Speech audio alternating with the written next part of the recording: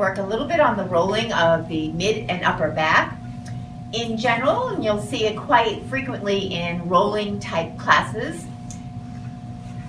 I'm going to have you guys lie down perpendicular.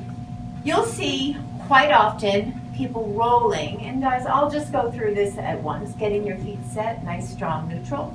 You'll see people rolling the whole length of the spine. And again, it's acceptable. It'll help loosen your muscles. I would suggest, if you're really looking to loosen up, you target, segment the back. Okay, so we're gonna go with short range. I'm gonna have you place your hands behind the head again. The short range can be anywhere from, say, 4 to 6 inches, approximating. And we're gonna do it in the same fashion of first pressure on the body, just keeping the body still.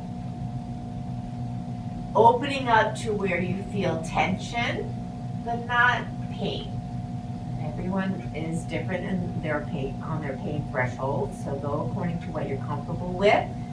The easiest tip is if you can breathe comfortably, you're okay with it, right? Keep your knee spacing and your feet spacing along that neutral path. Once again, if you're okay with it, lift your hips. You're adding more pressure.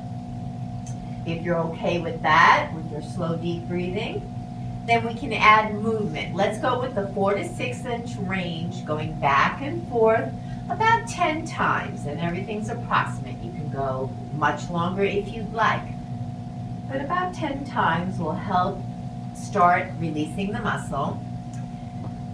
And I'm gonna have you open up your elbows a little bit more, Cece.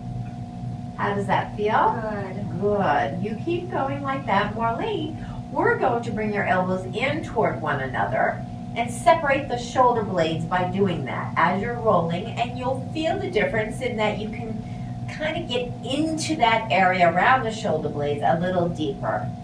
So again, we can do both ways, opening up or bringing the elbows in, and modify to what your needs are. Bring the hips down, and then we're going to bring the feet closer to the hips, roll back a little further so that the roller ends up being more mid-back, right about to the bottom of the ribs, and work in the same fashion. You're opening up. Now notice the arc will increase a bit as you do this. We're not going to add movement quite yet. First, pressure. Make sure your body is okay with it so there's no surprises. Slow, deep breathing. Then we bring the hips up. That's more pressure, remember? If you're okay with that, are we okay with that? Yes. Good. Then we can add movement. 4 to 6 inch range. Roll back and forth about 10 times. Use your deep breathing. So Marlene, that looks good. Try to attack a little bit more that midway. So right now you're going a little bit more in the upper. Go a little bit more toward the mid. So you're going to roll back a little further. And usually it gets a little more sensitive around that mid-back. So again, go according to what your needs are. And then slowly allow the hips to come down. Bring your hands down and gently bring the body up.